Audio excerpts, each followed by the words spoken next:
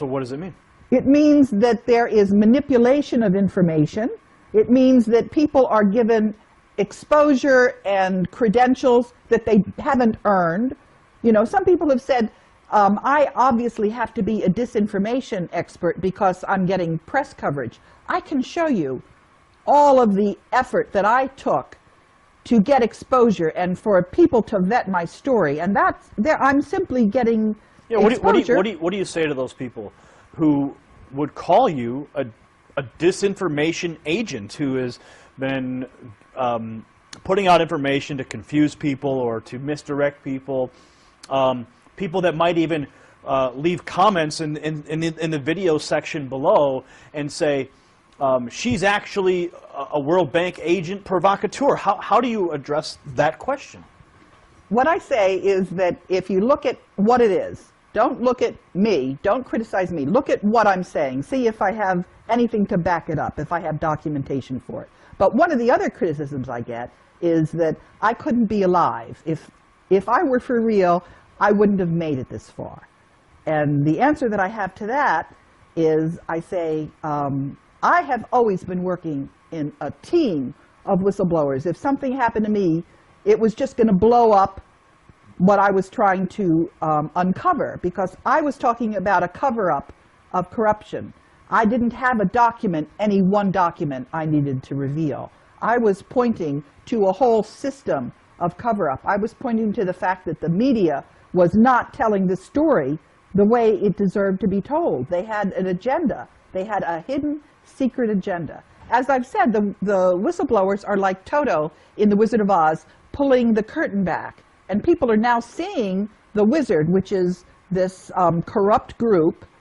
And they're also seeing that the mainstream media is projecting onto a screen their propaganda, which is not reality. What you get in the mainstream media has a hidden, secret agenda. It wouldn't be there if people whose interests are behind that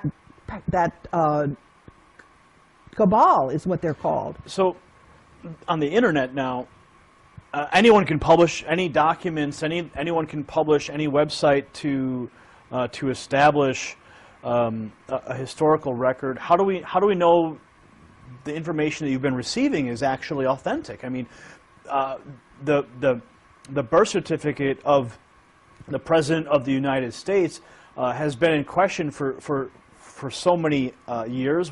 Even when it was released, the most recent official one was released, they found multiple layers in the birth certificate. So what's to say that information that you've been receiving hasn't been doctored by another agency or another entity to provide you with information that could misdirect? Because if they see perhaps that you're out there speaking these things, that people are going to believe you because of what you say, but they may be feeding you wrong information. Is there any possibility that could be true? Well, as for the storyline that I have, I can give a very detailed chronology showing at any given stage what I was revealing, who I was revealing it to. It's very compelling. That's not something that can be doctored. That is absolutely, it's just, it's there for anybody to read. And so that's, if anybody is saying, am I for real? Yeah, I'm for real. Now, am I doing a good enough job on the information that I'm getting from other whistleblowers? Sometimes I'm doing a lousy job. So I got snookered on a story about a planet that was Nibiru. I got really snookered. And what was really interesting there, I learned a lot, was I tried to correct the information. And every time I corrected the information, it was taken down from the internet. So I learned that you have to be really a little careful about information and vetting it. Well, certainly practicing discernment in everything we do is something that must be practiced, especially when we're handed documentation that can make certain claims, and of course vetting the documents themselves.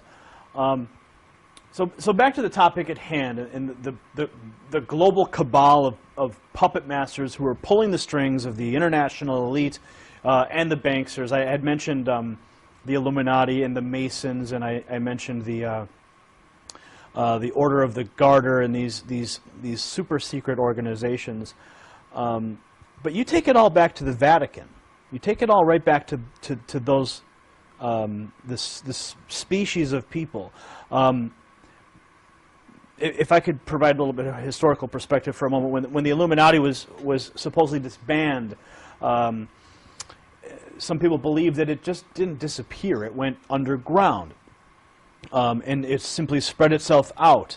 Would you say that the same is happening with this species of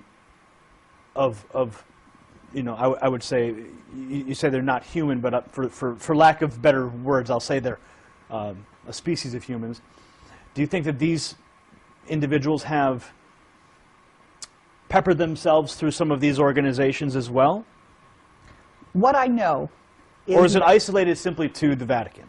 What I know is that when you get to be a 33rd degree Mason, and the Black Pope, and also the archaeologists, they all know that Moses was Akhenaten. And if you know that, then you know that Akhenaten had this huge skull, and his daughters had this huge skull. So I'm going to presume that they probably also know that there are individuals, and they're not humans. They do not have the same kind of DNA that we do. And I can tell you what I know about them. They're very mathematical. Their average intelligence is about 150. And they do not have creativity.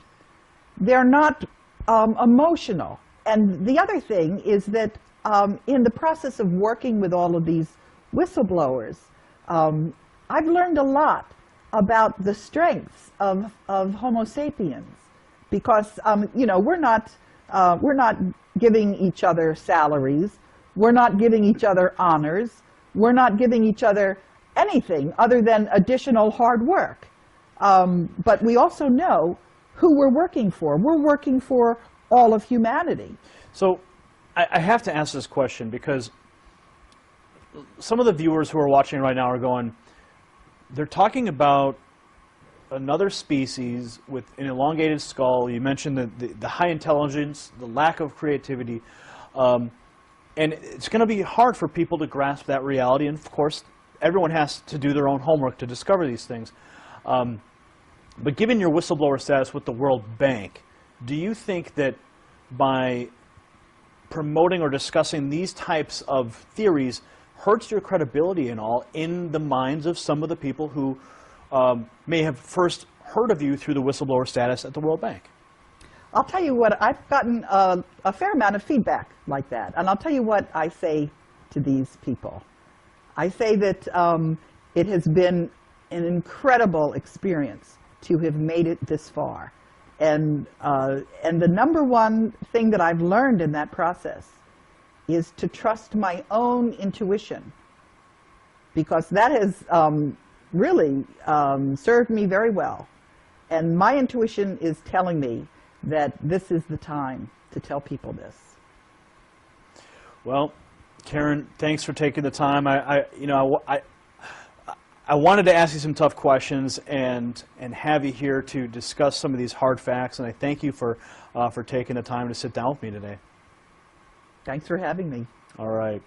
Gary Franchi signing off for the Next News Network. That was Karen Hudes. She's a World Bank whistleblower. Karen, what's the website? My website is www.kahudes.net, but just Google me and you'll find all kinds of stuff. All right, you heard it here. Google Karen Hudes. You'll find out more.